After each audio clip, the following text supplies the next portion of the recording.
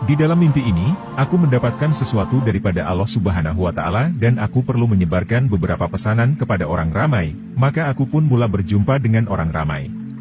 Tetapi Dajjal mengetahui bahwa aku berusaha untuk membantu umat Islam dalam mendapatkan kembali takdir mereka yang hilang dan menyatukan mereka. Maka Dajjal mula menggunakan kekuatannya. Aku bertemu umat Islam dan menyampaikan kepada mereka pesanan itu. Tetapi Dajjal telah terlebih dulu membuatkan mereka hilang kesadaran dan mereka bukan hanya tidak mendengarkan pesananku ini, tapi mereka juga tidak mendengar apa sahaja yang aku katakan. Tetapi ada beberapa orang yang diberi rahmat khusus dari Allah Subhanahu wa Ta'ala yang Dajjal tidak berkuasa ke atas mereka.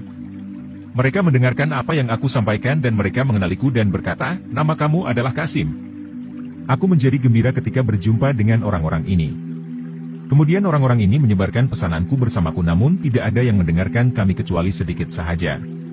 Kemudian ada satu atau dua orang yang dulu percaya kepadaku pergi meninggalkan aku dan aku menjadi terkejut, apa yang terjadi pada mereka?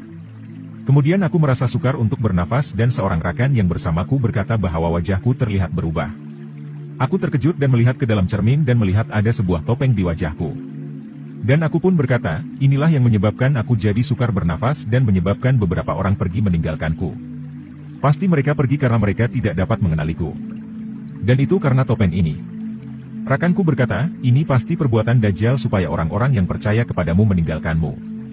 Aku mencabut topeng itu dan berkata bahwa Dajjal belum mempunyai kekuatan penuh ketika ini, tetapi dia sudah sekuat ini. Betapa bahayanya dia nanti selepas memperoleh kekuatan penuhnya.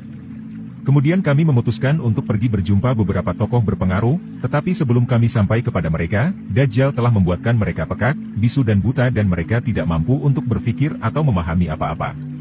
Seolah-olah mereka dalam keadaan koma. Aku menjadi sangat terkejut, kenapa Dajjal sebegitu kuat? Bagaimana dia boleh tahu kami akan pergi ke tempat-tempat ini sehingga dia dapat menyihir mereka terlebih dahulu? Aku memberitahu orang-orang yang sedang duduk bersamaku bahwa Dajjal mengejar kita dan aku memiliki sesuatu yang telah diberikan oleh Allah Subhanahu wa Ta'ala kepadaku.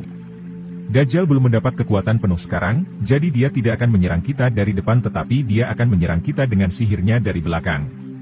Oleh sebab itu kamu semua berhati-hatilah dan lakukan semua yang dinasihatkan oleh Nabi Muhammad SAW untuk melindungi diri kita dari Dajjal.